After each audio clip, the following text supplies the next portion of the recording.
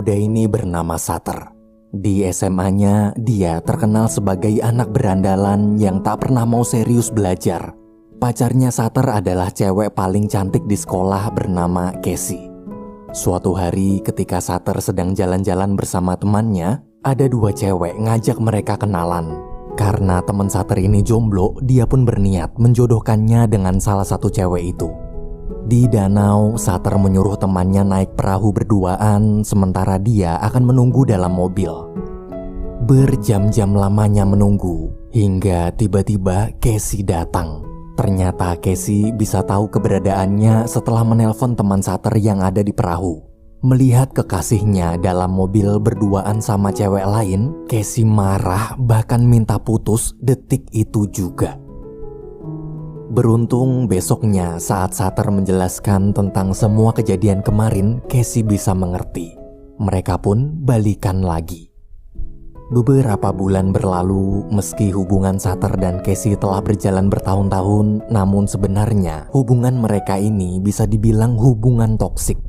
Di suatu pesta, Sater tak sengaja memergoki Casey sedang duduk berduaan dengan seorang cowok atlet olahraga terkenal di sekolah yang bernama Marcus. Tapi walaupun sudah kepergok pacarnya sendiri, Casey tak peduli. Dia justru tetap milih berduaan sama Marcus dibanding Sater. Karena sakit hati, besoknya Sater pergi ke bar untuk bersenang-senang. Dia menggoda cewek-cewek dan mabuk parah. Pagi hari, Sater dibangunkan salah satu teman sekolah bernama Amy yang kebetulan lewat.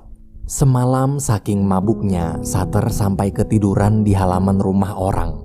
Karena kasihan, Amy membantu mengantarkan Sater pulang. Sepanjang perjalanan, Sater menemani Amy berkeliling menjadi pengantar koran. Amy cerita sebenarnya ini adalah pekerjaan ibunya. Namun gara-gara sang ibu ketiduran, Amy berinisiatif menggantikannya. Kebaikan serta keluguan hati Amy itu pun membuat Sater tertarik. Esok hari selesai jam pelajaran, Sater ditegur guru akibat hasil ujian matematikanya jelek. Ditambah dia juga tak mengerjakan PR. Guru mengancam jika nilai di ujian berikutnya tetap jelek, maka Sater tak akan lulus sekolah. Mendengar ancaman tersebut, Sater hanya terdiam. Ia lalu buru-buru ke kantin untuk makan siang bersama Amy. Di sana Sater curhat tentang ancaman guru matematika tadi. Sambil tersenyum, Amy mengatakan kalau matematika itu mudah asalkan Sater mau belajar. Di tengah obrolan, teman Amy datang kemudian mengajak pergi bareng ke tempat les. Sebelum berpisah, Sater meminta nomor HP Amy untuk minta diajari matematika. Setiap pulang sekolah, Sater selalu kerja part-time di sebuah toko baju dekat rumahnya. Besok pagi, Sater berkunjung ke rumah Amy untuk belajar matematika bareng. Dalam kamar, Amy memberitahu bahwa dia sangat suka baca komik. Karena itulah kamarnya dipenuhi poster-poster. Waktu tahu kalau Amy adalah seorang wibu, Sater jadi semakin tertarik. Ketika pulang, Sater bahkan menyempatkan diri membeli buku komik yang sama seperti milik Amy, lalu mulai membacanya di rumah. Pas lagi asik-asik baca, mendadak Casey ngechat ngajak Sater ketemuan di pesta salah satu teman sekolahnya besok siang. Sater membalas bahwa dia pasti akan hadir. Siangnya di pesta, Sater datang bersama Amy. Casey di situ cemburu, tapi dia berusaha tetap diam. Sater kemudian mengajak Amy berkeliling. Sepanjang jalan, Sater cerita dulu waktu dia masih kecil, sang ayah pergi dari rumah tanpa alasan yang jelas. Sampai sekarang, setiap kali dia bertanya, ibunya tak pernah mau menjawab. Mendengar cerita barusan, Amy merasa mereka berdua punya kesamaan. Dulu ayah Amy juga meninggalkan rumah. Semenjak kepergian ayah, ibunya jadi protektif. Bahkan saat dia dapat beasiswa universitas terkenal di kota Philadelphia, ibunya melarang karena terlalu jauh dari rumah. Sater lalu menyarankan agar sesekali Amy harus berani membuat keputusan hidup sendiri dan memperjuangkan keputusan tersebut. Sambil tersenyum, Amy bilang kalau dia akan mencoba mengikuti saran Sater. Beberapa hari kemudian, Sater pergi ke rumah Casey. Mereka berdua ngobrol mengenang masa-masa indah mereka selama pacaran dulu. Sutter berkata bahwa sebenarnya dia masih menyukai Casey. Momen bersenang-senang bersama Casey adalah momen terindah dalam hidup Sutter. Mendengar ungkapan barusan, respon Casey justru kesal. Baginya hidup ini bukan hanya untuk bersenang-senang aja, tapi juga harus memiliki rencana masa depan. Itulah alasan kenapa Casey meninggalkan Sutter. Sebagai laki-laki, Sutter punya harga diri. Dia hanya minta maaf bila tak bisa menjadi pria sempurna yang Casey inginkan, namun Sutter sama sekali tak menyesal telah berpisah dengan Casey. Hari demi hari berlalu, nggak tahu kenapa semenjak dari pesta, Sutter seperti mulai menjauhi Amy. Teman Amy lalu menghampiri dan memarahi Sutter dengan bilang kalau Sutterlah penyebab kenapa sekarang Amy berubah jadi galau, padahal dulu dia gadis ceria. Sayangnya Sutter tak peduli, dia malah ninggalin tuh bocah. Di jalan, Sutter terus kepikiran ucapan teman Amy tadi. Karena khawatir, dia pun pergi ke rumah Amy. Sesampainya di sana, Sutter langsung minta maaf telah menjauhi Amy. Sebagai permintaan maaf, Sutter mengajak Amy makan bersama keluarganya nanti malam. Malam hari ketika sedang makan, kakak Sutter membuka obrolan dengan menceritakan bagaimana kisah pertama kali dia bertemu suaminya. Namun respon Sutter justru menyindir agar kakaknya jangan terlalu senang dulu karena angka perceraian di Amerika Serikat sangat tinggi. Salah satu contoh adalah perceraian ibu dan ayah mereka sendiri. Seketika suasana menjadi canggung. Beruntung Amy pintar mencairkan suasana. Meski angka perceraian tinggi, dia tak takut. Amy yakin suatu saat nanti pernikahannya pasti bahagia. Suaminya akan menjadi peternak kuda hebat sedangkan dia bekerja kantoran. Mungkin dia dan suaminya nanti akan sering bertengkar akibat perbedaan pendapat. Tapi itulah yang membuat kehidupan pernikahan semakin seru. Mendengar ucapan Amy, semua jadi tersenyum senang. Selesai makan malam, Sutter mengajak Amy pergi ke taman. Di momen tersebut, Sutter memberanikan diri mengungkapkan perasaannya.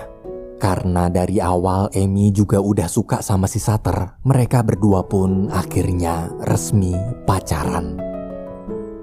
Beberapa hari kemudian, kabar tentang hubungan Sutter dan Amy tersebar ke seluruh sekolah. Teman Sutter tak menyangka kenapa setelah putus dari cewek terpopuler seperti Casey, Sutter malah pacaran sama Amy yang cuma cewek biasa. Sutter di situ menjelaskan alasan kenapa dia menyukai Amy adalah karena dia nyaman.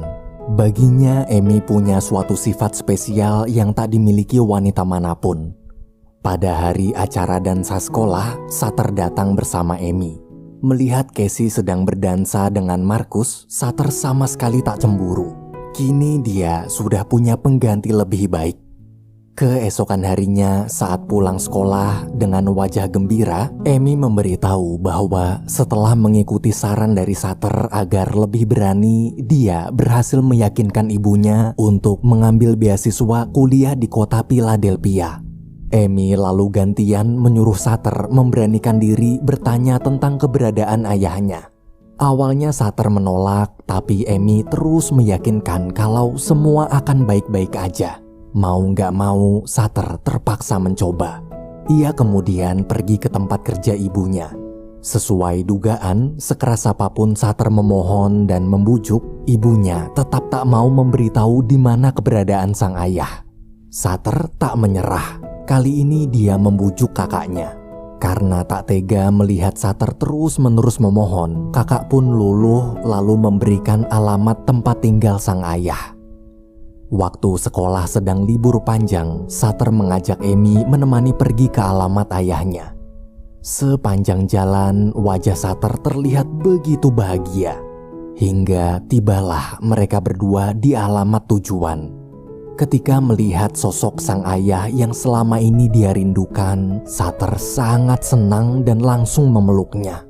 Mereka bertiga kemudian pergi ke bar. Sutter di situ tak bisa menutupi kebahagiaannya. Ia tak menyangka puluhan tahun berpisah, sekarang mereka bisa bertemu. Tapi ekspresi wajah Sutter berubah saat mendengar cerita ayahnya. Ayah Sater memberitahu bahwa dulu dia pergi meninggalkan keluarga demi wanita lain. Ucapan ayahnya itu pun menampar Sater. Sosok ayah yang dia banggakan ternyata adalah pria brengsek. Ayahnya lalu menyuruh Sater dan Emi menunggu di parkiran sebentar karena dia sedang ada urusan penting. Ia berjanji akan segera menyusul ke sana bila urusannya sudah selesai. Sater yang masih syok hanya bisa menurut. Berjam-jam lamanya mereka menunggu, ayah Sater tak juga muncul. Hingga akhirnya Sater muak lalu memutuskan masuk ke dalam bar lagi. Namun di depan hati Sater kembali hancur saat melihat sang ayah ternyata sedang mabuk dan tertawa bersama teman-temannya. Dengan sangat kecewa, Sater pergi dari sana. Di jalan pulang, Sater terdiam menahan amarah. Emi pun mencoba menghibur, tapi respon Sater justru tambah marah. Sater merasa Emi pura-pura mencintainya, padahal dalam hati Emi pasti cuma kasihan dengan kondisi Sater yang menyedihkan. Emi berusaha meyakinkan kalau cintanya tulus. Dia tulus ingin menemani Sater dalam suka dan duka. Di tengah perdebatan, mendadak muncul mobil dari depan. Beruntung mereka berdua selamat, tapi kejadian tersebut masih juga belum meredakan amarah Sater. Dia muak dikasihani. Ia tak ingin wanita yang dia cintai melihatnya terpuruk. Sater kemudian menyuruh Emi keluar sambil berkata kalau dia sedang butuh waktu sendiri. Namun ketika Emi keluar, tiba-tiba... Sorry, Sutter! Emi!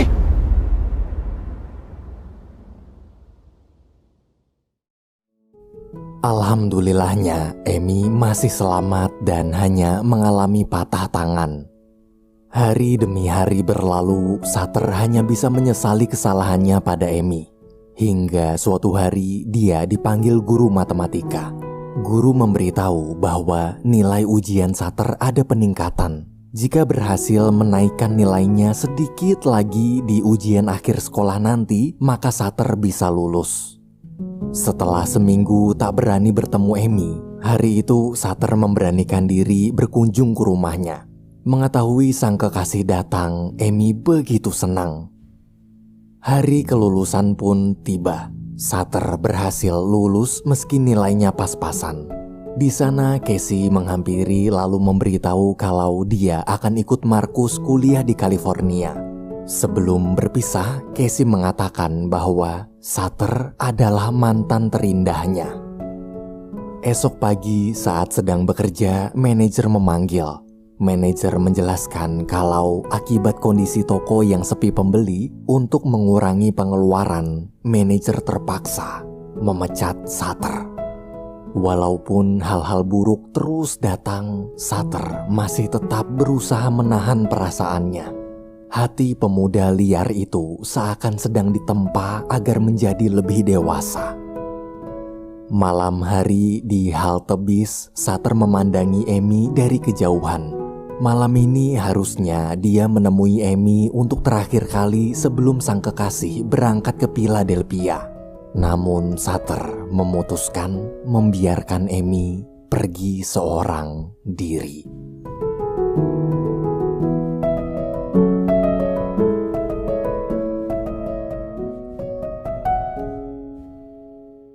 Sepanjang perjalanan pulang, Sater merenungi masa mudanya selama ini. Sater merasa dengan kondisi sekarang dia bukanlah laki-laki yang pantas dan justru menjadi pengaruh buruk untuk Emi. Sesampainya di rumah, Sater tak sengaja menabrak kotak surat. Waktu sang ibu keluar, seketika seluruh perasaan yang Sater pendam pun meledak. Dia marah, menangis, kecewa, dan meluapkan semuanya. Melihat anaknya terpuruk, sang ibu lalu memeluk kemudian berkata bahwa seberat apapun masalah yang Sater hadapi, ingatlah satu hal, yaitu ibu akan selalu mencintai dan akan selalu ada untuk mendukung Sater. loves me. Do you hear me? You are so wrong.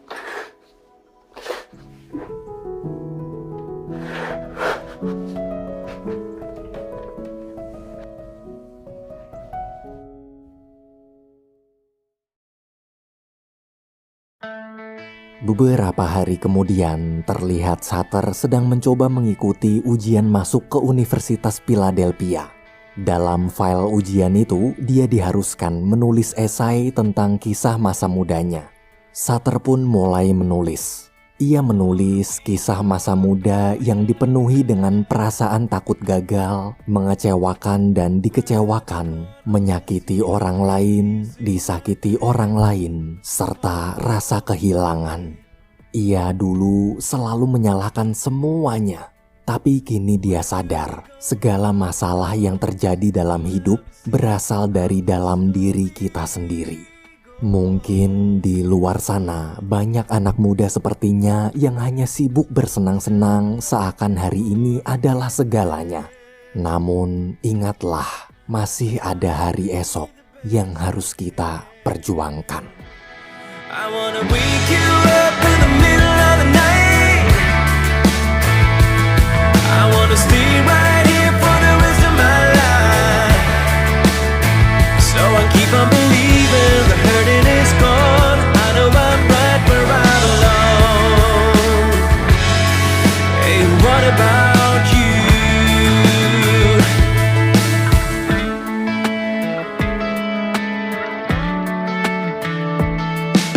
Straight from the heart, I'll always be waiting right here for you to come along and give me strength to carry on. We keep waiting for tomorrow, trying to find a better way. I wanna wake you up in the middle of the night. I wanna stay right here for the rest of my life. So I keep on believing the hurting is gone. I know I'm right where I belong. Hey, what about you? I know we can get lost sometimes, but I'm always coming back to you. Wake you up in the middle of the night. Wake you up in the middle of the night. I wanna wake you up in the middle of the night. I wanna stay right here for the rest of my life. So I keep on believing the hurting is gone. I know we're right where we belong. Hey, what about you? I wanna wake you up in the middle of the night. Oh, I wanna stay